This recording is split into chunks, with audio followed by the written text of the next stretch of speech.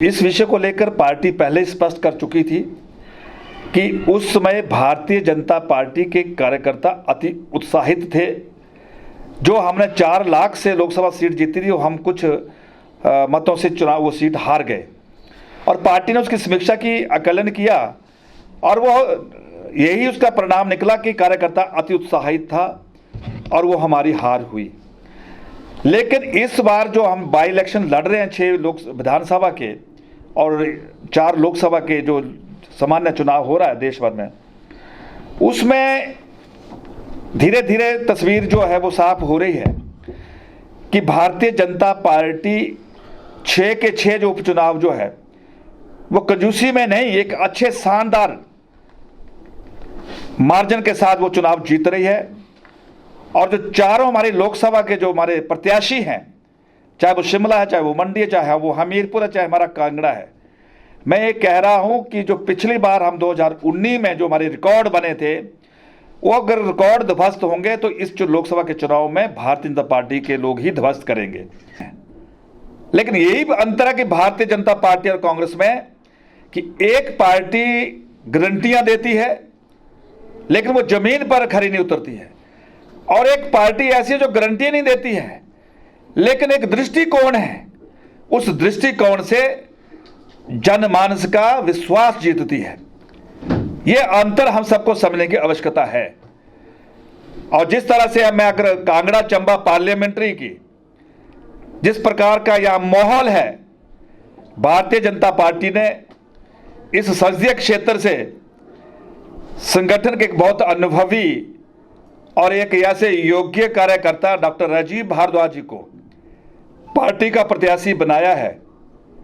और जिस प्रकार से हम लगातार पिछले 1 महीने से डॉक्टर राजीव भारद्वाज जी के जो प्रचार प्रसार के हम कार्यक्रम देख रहे हैं,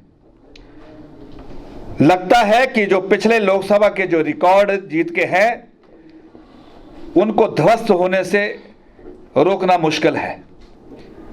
और संभावना और तब बढ़ गई जब कांग्रेस पार्टी ने कांगड़ा लोकसभा संसदीय क्षेत्र से एक ऐसे व्यक्ति को प्रत्याशी बनाया जिसका कांगड़ा लोकसभा में दूर दूर तक कोई संबंध ही नहीं है।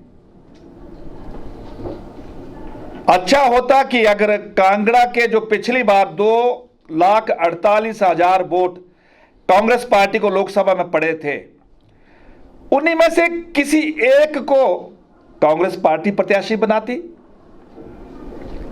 लेकिन हमें अफसोस इस बात का है कि जो 15 वर्ष के प्रदेश कांग्रेस पार्टी के कुशासन में विकास की दृष्टि से क्या हुआ ये हम सब जानते हैं। कितने संस्थान बंद किए हैं हम सब जानते हैं। प्रदेश की कांग्रेस सरकार ने छोटे से हिमाचल प्रदेश में कितने दर्जन सलाहकार बनाए हम सब जानते हैं। पिछले 15 माह के उस कुशासन में कितने विकास के काम किए हम सब जानते हैं। और कांगड़ा जैसे सबसे बड़े प्रशासनिक जिला जो प्रदेश की राजनीति की एक धुरी है, उस जिला से जिस प्रकार से राजनीतिक रूप से सौतेला व्यवहार हुआ कि जिस जिला ने 10 एमएलए चुनकर भेजे, 11 एमएलए मात्र 1 मंत्री बनाकर जो है वो कांगड़ा के लोगों को किनारे कर दिया। दबाव बना। 1.5 साल के बाद लास्ट में चुनाव से पहले राष्ट्रीय अध्यक्ष कांग्रेस पार्टी के जिन्होंने दखलबाजी की तो एक और कार्यकर्ता को फिर मंत्री बनाया, और मंत्री तो बनाया लेकिन महकमे भी दूसरे लोगों से जो है वो छीन कर दिए। अर्थात बड़ी मुश्किल से कांगड़ा के लोग थोड़े उस सदमे से बाहर निकलने का प्रयास कर रहे थे।